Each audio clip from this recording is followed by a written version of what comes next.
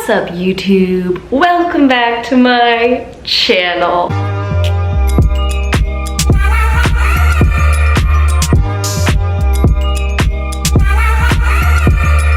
Hello. Wow, she feels like a new girl. I almost feel like Lily Trescott, Lola Lofnagel to be precise. I named my car in high school after Lola Lofnagel. You love to hear it, we love to hear it.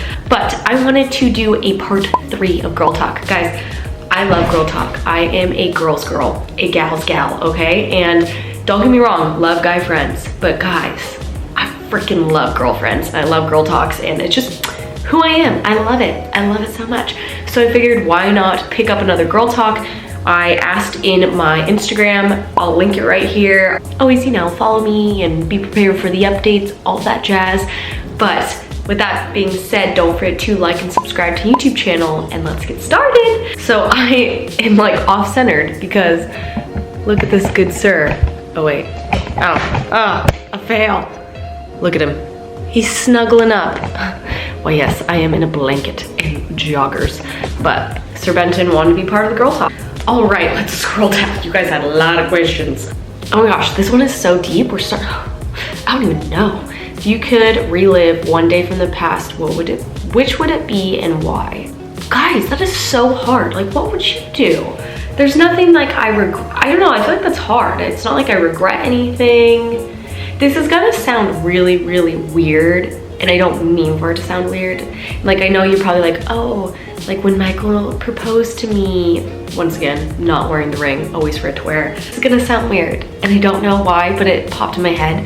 And when I was like 9 years old, summer, 4th of July had just happened, my house burned down. Like, it caught on fire in Washington, because we were in the house when it caught fire, and then we fled. I called the fire department, all that kind of stuff. I don't know, I think I would relive that moment. And then, I don't know why, but like, I just feel like that's, if someone was to be like, we going right now, where you go? I'd probably relive that one and like see, like, not how I could prevent it, because it really shaped me who I am today. And I learned not to be like materialistic in things and just items. I learned that family's more of a priority, and like, I'm not gonna bore you with those details, but it really did shape me to who I am today. And for that next year, our house was getting rebuilt, but our insurance was fighting a lot of things on it. So we like had delayed construction for about probably a year and a half, where we lived in hotels for a really long time. We lived with friends. My parents were going through a divorce at the time. It was, all in all, it was not a pretty time for Savannah. We had a rental house for a bit, and then our house was like thankfully rebuilt. We got to live in it. But once my parents split, my dad just stayed in that house. My mom moved out. I don't know, I think I would just relive that moment and like take it all in, because it's like a really pivotal moment. Almost just see baby Savannah and like tell her everything's gonna be okay. I went to a lot of therapy after that, so I'll probably tell her, hop on the therapy game. It really helps ya. Things like that. That's super long-winded. This is gonna be a long video, I apologize, but that's probably what I would do, honestly. Let's go back to that moment. And wouldn't you like go back to the moment that kind of like changed you or shaped you? Or from then on, I was the weird girl that had the house fire. Literally from then on, that's what I would do. That's my answer. What is your spirit animal if you had one?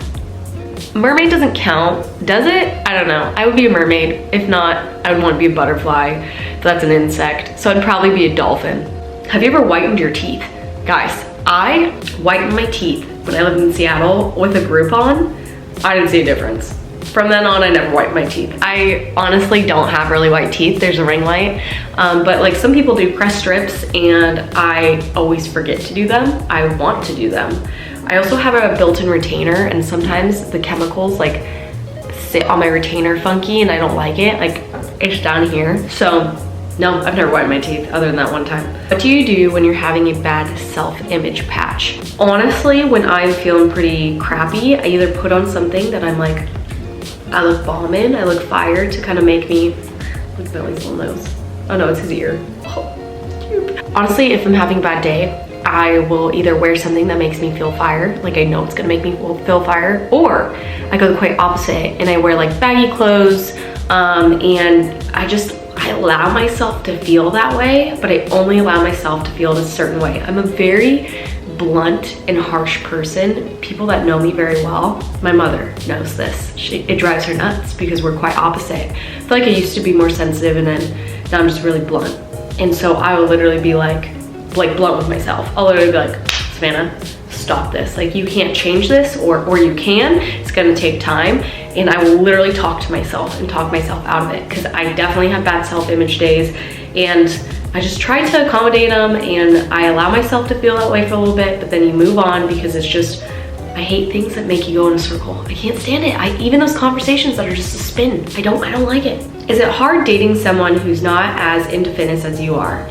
And they said they're struggling with this. No, but it took us a while. I would say, sorry Bentley, bumped him, but it's because for a while he'd be like, oh, hang out with me instead of going to the gym. And I was like, no, like, this is my alone time. This is my time to like work on myself. And so he slowly understood it.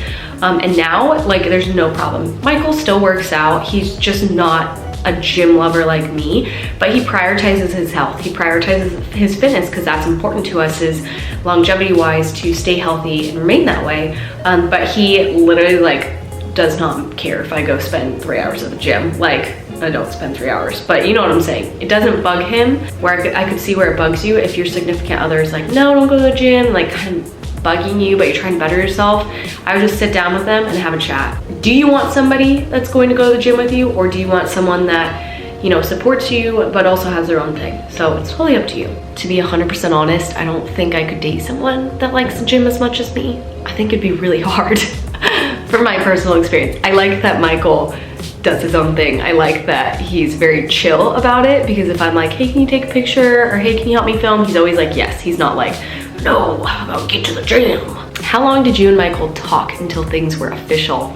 Remember that? Full rundown of Michael and I is we met. I'm not gonna bore you with this. I have Q&As that we talk about how we met, but we met through a mutual guy friend, and he kept asking me out multiple times via Facebook Messenger because his phone broke. And I was like, no, I was just getting out of a relationship, just kind of want to be alone. After like the freaking 10th time, I finally said yes. We went out on an ice cream date. Lovely time, hit it off. Then I was still figuring things out with the ex-boyfriend, so he asked me to dinner, and I was like, honestly, I'm still figuring things out. I don't want to be disrespectful to you, but I'm gonna have to say no. So he was like, okay. He's like, it's okay, we can be friends. Reality, he was like, I hate you. And we didn't talk for months. Things clearly didn't work out with my ex-boyfriend, and like literally days after, and I was like, well, I need to focus on being alone. It wasn't like I didn't like Michael, I just needed to be alone. So I think 3 months passed. We didn't see each other until like right before Thanksgiving break. We started running into each other a lot. You know, we'd wave, you could tell he didn't like me very much. He was like kind of offended.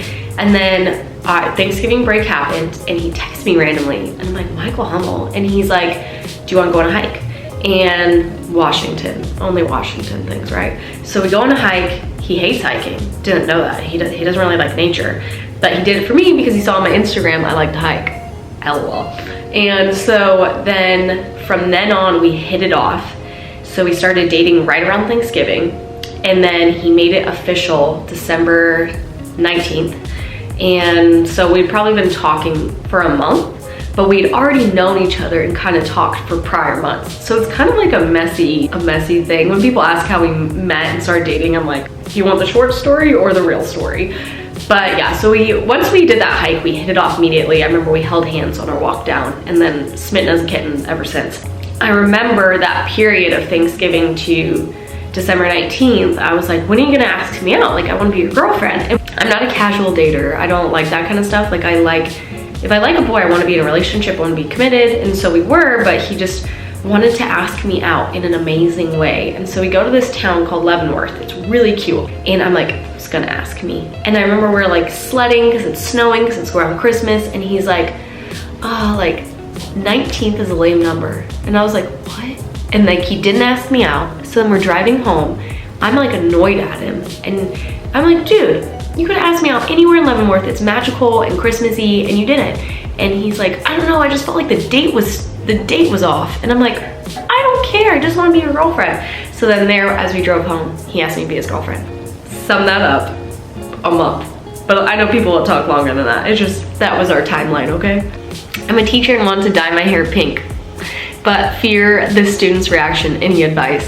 Who cares? Like, what are they gonna say? It looks ugly because they're kids. Like, who cares? Kids bully you all the time, you know? I understand the judgment in general is like terrifying. Like, trust me, I have gotten some rude comments and I'm just like, okay, well, I didn't ask you for your opinion. Just know that if you want to do it, like anything in life, freaking do it. Just do it. Who cares? Honestly, I am so through with like trying to act a certain way or talk a certain way or just please everybody. I grew up in like in a family setting, not my primary family, but a lot of my extended family being very judgmental. And when I became an adult, I kid you not, I was like, I'm done with this vibe. I'm done with not feeling like myself. I'm done feeling quiet because I'm too scared to say something. It made me not really enjoy being around those people. And from then on, I just have been who I want to be. And it is very different from what everyone else thought.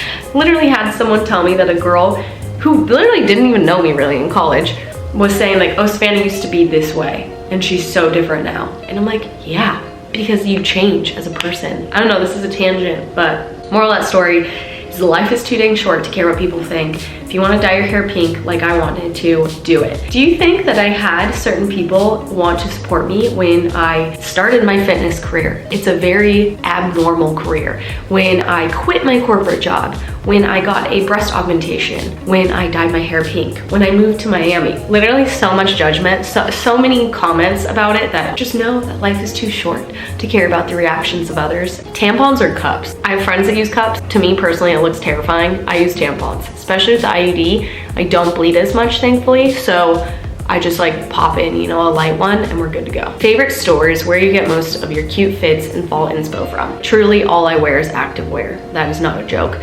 But if I do want to snazz things up, I usually shop through Urban Outfitters, White Fox Boutique, Princess Polly. Those are my favorite things to shop through. Was there ever a part of yourself that had trouble accepting and being honest about it? That is a fascinating question. Yes, absolutely. I joke with my best friends from childhood that I'm like the broken one, and it doesn't mean it in a bad way. I've always just had an abnormal life compared to them. A lot of the times they have parents that are together. They have like really great siblings. They have all these great things and I am so happy for them. But like bleep hits the fan, they come to me because they're like, she's already been there, or you know, like she understands it because her life was very different from mine. So I think I had a lot of trouble accepting that growing up. Was the only one in my friend group that had divorced parents, and there's nothing wrong with that. I look back at that and I'm like, I don't know why that bothered me, but I remember being bothered that like I had to have my hairbrush go to my mom's and my dad's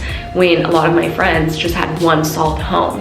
I also had like a troubled brother growing up, and like that always made me really sad that I didn't have a good relationship with them. And things like that, I think I really had a hard time accepting, and I would hide it almost, and I didn't want people to know that I would struggle with that kind of stuff and I didn't have a normal cookie cutter like life. As I've gotten older, I've accepted that my life is just very different from a lot of people, that it's not going to be those traditions. Like my parents are split, so I always have to like run back and forth. Like I wish there was more unity, but there's not. So I think that aspect was really hard. And then I also just became a different person than like a lot of who I grew up with or even family members. I just live a very different lifestyle than anybody. And I think at first I was shy about it, and at first I was scared to show who I wanted to be, and now I'm like out about it and being like, I love what I do for my job. I love being quirky. I love that Michael and I can pick up and move to Miami. I love all that kind of stuff. That everyone has something at a point or time in their life that they have a hard time accepting it, but once you accept it, if you want to be that way, it is so like, my weight has been lifted off my shoulders. I can be who I want to be. Oh my gosh, this is a fun idea. Do a video with Michael having him answer that girls are too scared to ask. That will be coming. He's gonna be so awkward, it's gonna be great. Thoughts on jealousy in a relationship? Curious to know. I think that's none of my business who anyone else's relationship status or whatever, jealousy, whatever it is. But for me personally, just my personal experience, I cannot deal with jealousy. I don't like that kind of stuff. I don't like feeling insecure. I don't want to be with someone that makes me feel insecure. For Michael and I, we don't get jealous. I mean, even with my career, like I'm constantly traveling, or you know, like I'm posting pictures of me working out, like he's so supportive and it doesn't bug him. If anything, he's super proud. So I think that's a good balance. But in the beginning, when we first started dating, I remember I would get jealous, especially long distance relationships, or I'd be kind of petty about things, and it was my own insecurities. I was very insecure when we met. I didn't necessarily like who I was, and I was just dealing with things like every normal human. But that is a huge thing, is I can't have a relationship where I feel jealous or insecure or don't trust them. For me, that's a deal breaker. Oh my gosh, how do you manage friends who can be passive aggressive when they're upset? I cannot. I strongly dislike when friends are passive aggressive to you.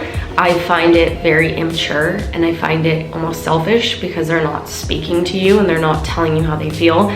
Like I said, I'm a very blunt, honest person. So I've had friends in the past do that, and I just kindly talk to them once we chat and say, I don't do well in these relationships. They make me feel bad, they make me feel anxious, and I can't do that. I find it quite immature. So if I was you and you're dealing with that, I would just sit them down and just say, this is how I feel, write it out in a very kind way. Don't make it feel like you're attacking them, because that's something someone can work on. I don't think that's a good quality. I think everyone can agree that's not a good quality. So just say like, hey, I care about you and I want to keep our friendship, but I can't deal with the passive aggressive. Like, I will straight up tell my friends that. What made you want to go for pink hair? Honestly, I don't know. I have always wanted to do a fun color, and I just, like I said, I was just sick of playing it safe with the same balayage for 4 years, more than 4 years.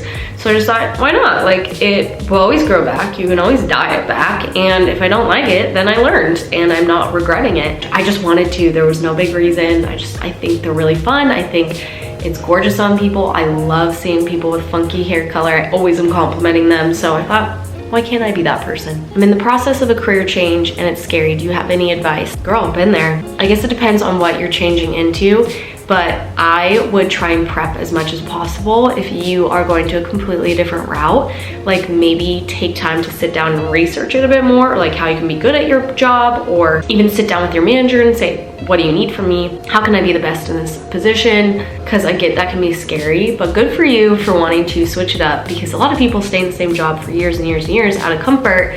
Good for you. Most embarrassing period story. Guys, we have so many questions, but I'm gonna end it there because this is going on forever. Let me know if you want a part 4 and I'll finish these questions. But okay, most embarrassing period story. Guys, it's so good. It is so good. It's one of the most embarrassing moments of my life. So, okay. I don't think I've ever told this on my channel. If I have, I apologize. So I was in gymnastics in middle school. Prime time to just start your period. I didn't know how to wear a tampon. No one taught me. And I think I ran out of pads. And I was in gymnastics. You wear a leotard, so a one piece. And then you wear spandex over it, you know, to be appropriate at school when you're practicing.